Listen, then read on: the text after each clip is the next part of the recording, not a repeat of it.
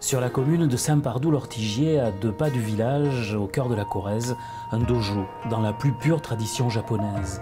Il est l'œuvre d'un passionné, d'un expert, un sensei, comme l'on dirait au Japon, pays de haute tradition.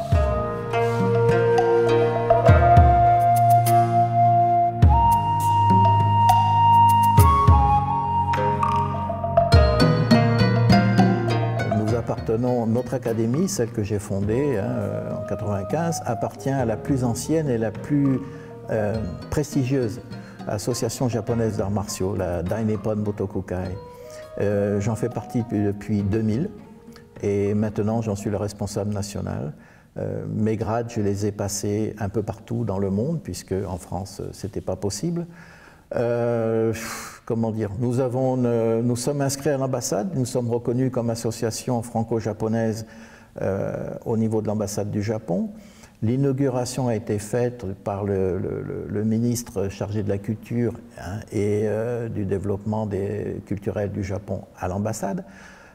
Bon, je pense que nous avons une reconnaissance un petit peu internationale. Je suis membre de plusieurs groupes en Israël, en Allemagne, en Angleterre, etc. Donc voilà.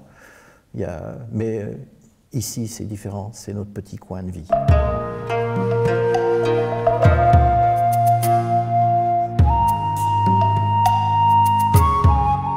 Patrick Dimayuga, 60 ans de pratique martiale, haut gradé dans plusieurs disciplines, 8e dan d'aïkido, a trouvé sa voie auprès de maîtres dont il parle toujours avec émotion. André Noquet, maître Tamura et maître Dan Tong Tri. Ces 3 personnages, je ne parle pas de O-sensei parce que bon, je n'ai pas la prétention j'ai pas eu cette chance de travailler avec lui, mais ces 3 personnages pour moi ont marqué ma vie d'aïkidoka en fait. J'ai fréquenté beaucoup d'autres sensei, maître Yamada, maître Kanai, etc. Mais ces 3-là, c'est vraiment, ils m'ont fait quoi. Ils m'ont donné des choses que j'ai perçues chez eux et que j'essaye de redonner. Adapté, monte, et ça marche, il n'y a pas de raison. Je suis né au Vietnam en 1947 et j'ai commencé à faire du judo en 1953, à l'ouverture du Japon, à la réouverture du Japon au monde. Et depuis, je pratique les arts martiaux, aussi bien japonais, vietnamien et un peu de chinois aussi. Mais c'est surtout, j'ai trouvé ma voie en 1964 dans l'aïkido en fait. Et depuis, je pratique l'aïkido, le sabre maintenant, et les arts martiaux sont venus tout naturellement.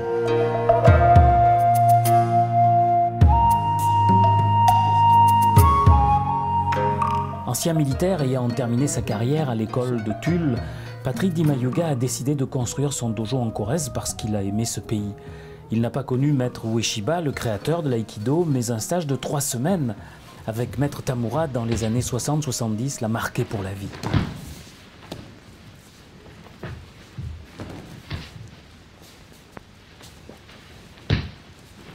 Ce qui me plaît dans la voie des arts martiaux, c'est sa recherche de non-violence, en fait, contrairement à ce qu'on puisse penser. Sa culture, plutôt que son esprit qui est pris martial en tant que combattant, conflit, etc. Les arts martiaux, c'est pas ça. Les arts martiaux, c'est déjà se connaître soi-même pour essayer d'arriver à comprendre les autres.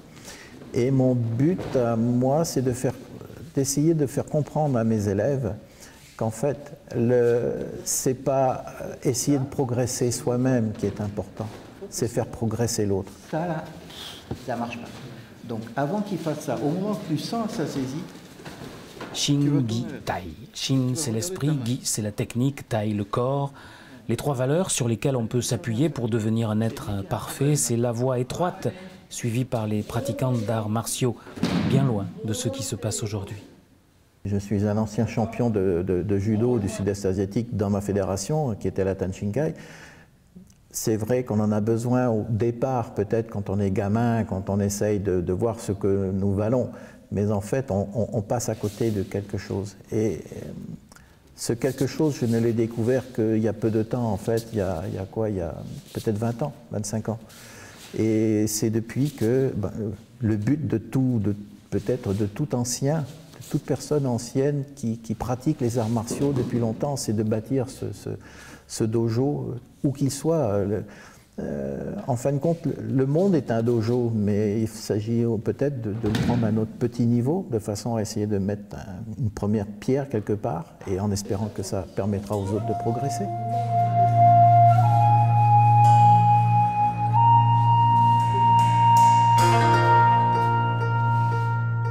Et puis la pratique des arts martiaux sans compétition, c'est-à-dire sans conflit, avec son cortège de traumatismes mentaux et physiques, amène du bien-être. Respecter l'autre, ne pas vouloir le vaincre et l'écraser, c'est se respecter soi-même, c'est accepter ses parts d'ombre et de lumière. C'est le début de l'apprentissage de la sérénité, une sérénité dont l'image est toujours présente sur le Camisa. Et c'est un petit peu ça, cette position d'ouverture des bras qui est extraordinaire, quoi. On dirait qu'il retient la vie en lui, et en même temps qu'il l'offre. C'est superbe, enfin voilà.